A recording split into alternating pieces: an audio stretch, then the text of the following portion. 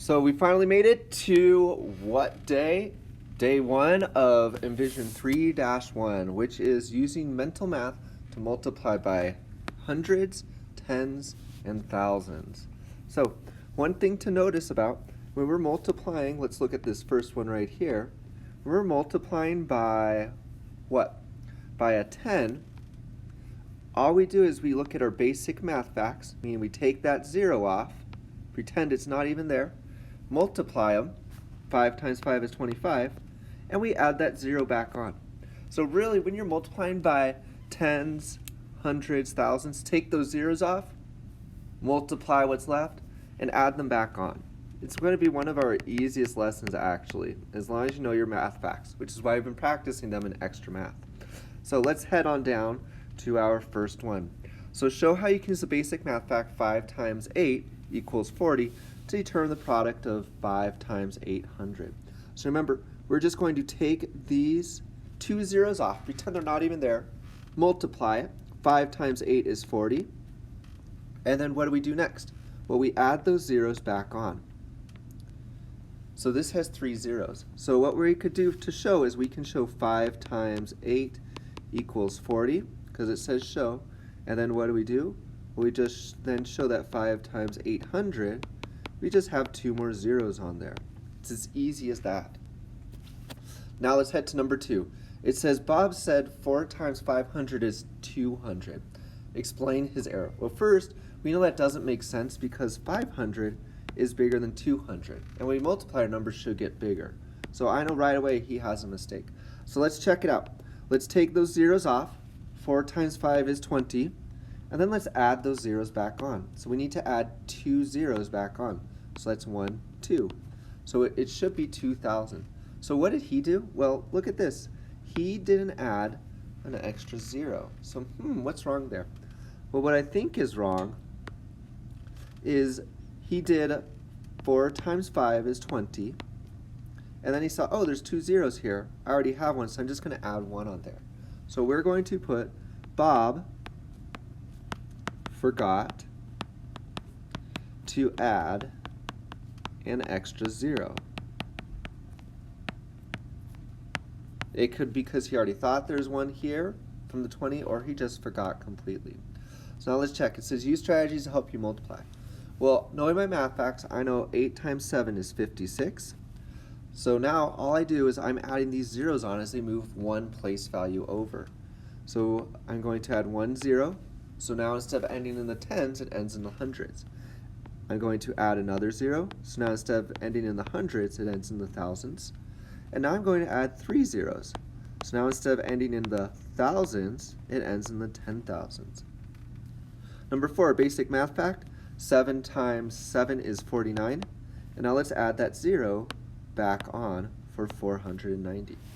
Basic math fact. 2 times 7 is 14. And then add those 2 zeros back on for 1,400. As long as you know your math facts, it's super easy for our lesson today, guys. Okay, basic math facts. 3 times 7 is 21. Add that 0. Now I'm going to do my basic math fact is 3 times 7 is 21 and add 2 zeros. 3 times 7, my basic math fact is 21, and add 3 zeros because I have 3 zeros here. Heading off to number 7. 6 times 4, my basic math fact, is 24, and I can add this 0 back on.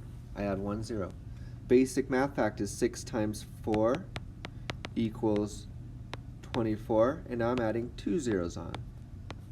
Basic math fact is still 6 times 4 is 24, and add 3 zeros.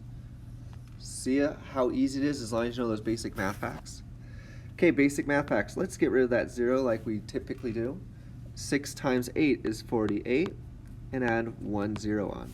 So notice I can just put 48 for all of these, and now I can just add those zeros because I know my basic math fact. And this one we add 3 zeros to it. Okay, let's head on over to number 9. Basic math fact is 4 times 2 is 8. And how many zeros do I add? I add 3. So I'm moving at 3 place values. It's going from the ones to the thousands. Basic math fact is 4 times 7 is 28. And add 2 zeros. So I'm moving it 2 place values, 2,800. And my last one, 6 times 6 is 36, and I'm adding 1 0 on for 360. So that was it for that first page. See how easy it was? So now let's head to our second page, the word problems. The Mississippi River is about 8 times, so I'm going to underline, and just for myself, I'm going to do that multiplication symbol above. 8 times the length of the Hudson River. The Hudson River is about 300 miles long. How many miles long is the Mississippi? Write and solve an equation. Well, here we have 8, and it's telling me it's 8 times. So I'm going to put that multiplication sign in, and it's 8 times 300. So what is this equation is talking about? Well, remember when we have an equation, my base word is equal. And what does equal mean, math? It means that equal sign. So now, what's my basic math fact? 8 times 3 is 24, and add 2 zeros. So that is my equation right there. Number 3, our tape diagrams, our favorite. Ted, Jason, and Angelina are trying to raise $200 for a local shelter. Ted raised 30. Jason raised 90. How much money does Angelina need to raise in order to reach the goal? So this is our total goal. So that means this whole tape diagram is 200. Ted raised 30. Jason raised 90. So we're looking for this mystery M for Angelina. So I'm also going to put an A for Angelina just so I remember whose it is. So now think of it. We have $200 and we're taking away this part. It's like been chopped off.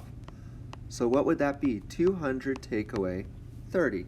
Well, that's going to be, using my regrouping, 170 left. So this part right here is 170. And then again, think about it. We're taking this and we're chopping this off. So what would that be? 170 minus 90 is going to be 80. So she would need to raise $80. What's another way we could have solved this one really fast? And some of you may have preferred it. Well, instead of doing 2 subtraction problems, we could do addition first. So let's add these two together. So these two together, 90 plus 30, is 120. So now we have 120 right here. That's how much money they have raised together. And we're chopping it off. We're cutting it off. So we have 200 we start with in this model, and we're chopping off, we're taking away 120. So what are we left with? 80, which you see was the same answer we got from our other strategy. So 2 ways to solve that one. Okay, this one we're going to zoom out because we have to see this table at the right over here. There are 9 girls and 4 adults in Amy Scout troop. How much did the troop pay for tickets to the amusement park? Well, let's look. We have 9 girls, 4 adults. So we have 9 groups, and how much does a child pay? Well, they went to the amusement park. So let's look. A child pays right here, ding, ding, ding, $30. So 9 children paid $30, which means 9 equal groups of 30. And then we have 4 adults. So we have 4 groups of how much did adults pay? Well, they paid $40 right here. So now what do? We have to figure out what these equal. So my basic math fact is 9 times 3 is 27, and add that 0 back on. Basic math fact is 4 times 4, which is 16, and add that 0 on. So I have these 2 numbers, so what do I do with them? Well, they didn't pay separately, they paid all together. So what do we have to do with all together? We have to add them. So let's do 270 plus 160. And you'll notice we end up with 430. So how much did they pay? They paid 430. So now let's go to number 15, our high order thinking, the ones that really stretch our brain. Tina visited Funland with her mom and a friend. How much money did they save on the 2 children's ticket for Plan C instead of buying the children's ticket for Plan A and Plan B? So notice right here, Plan C, you get to go to both locations. And it's going to be cheaper because you're saving some money. And we want to know how much will we save. So let's look again at our question right here. How much money do they save on 2 children's tickets for Plan C instead of buying separate tickets for Plan A and Plan B? Well, let's check. 2 children's tickets for the water park would be what? 20 times 2. That's 40. 2 tickets for the amusement park would be what? 30 times 2, which is 60. So how much would it have been if they bought those 2 tickets each instead of buying the combined payment? They pay $100, which, wow, that's a lot. So let's see if we could save them some money. So here for Plan C, they only need to buy 1 ticket each, which costs $40. But there's 2 of them, so we have to buy 2 tickets. We can't sneak in. So that's 80. So now what do we do with these 2 pieces of information? Well, we have $100 minus 80. We're seeing how much they save. And by counting by 20s, I know that's going to be $20 because it's going to take 20 to get from 80 to 100. So how much would they save? They'd save $20. So that means they could actually get their lunch for free or something inside. So pretty nice way to save money. All right, now number 16, one of my favorite problems in the whole entire EnVision book for Volume 1 and Volume 2 because look, it's my name. So Brandon says 4 times 800 is greater than 8 times 4,000. Renee says 4 times 800 is less than 8 times 4,000. So let's use correct. Mr. Wimbley, Brandon, or if this Renee girl is. So without calculating the answer, explain how you use place value strategies or the associative property to find which is greater. So let's see. It doesn't want me to solve it. So I'm thinking. And what did you come up with? Well, I know that this one right here, 8 times 4,000 is going to be bigger because it has an extra place value. So let's write that down. 8 times 4,000 is larger. We could put greater than as well because it has an extra place value. So it already starts in the thousands and it's only going to get bigger. It starts in the thousands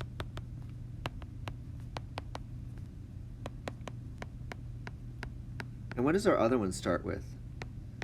But the other starts in the hundreds.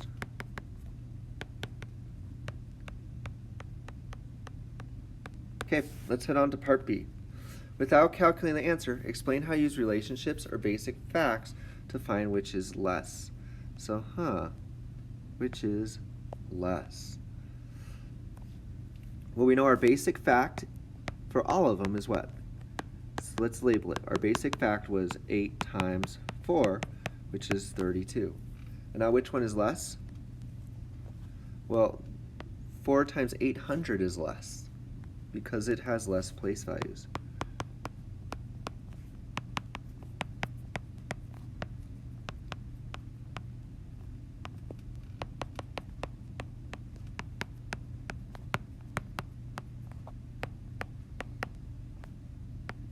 All right, that's it for your lesson. Good job today, guys.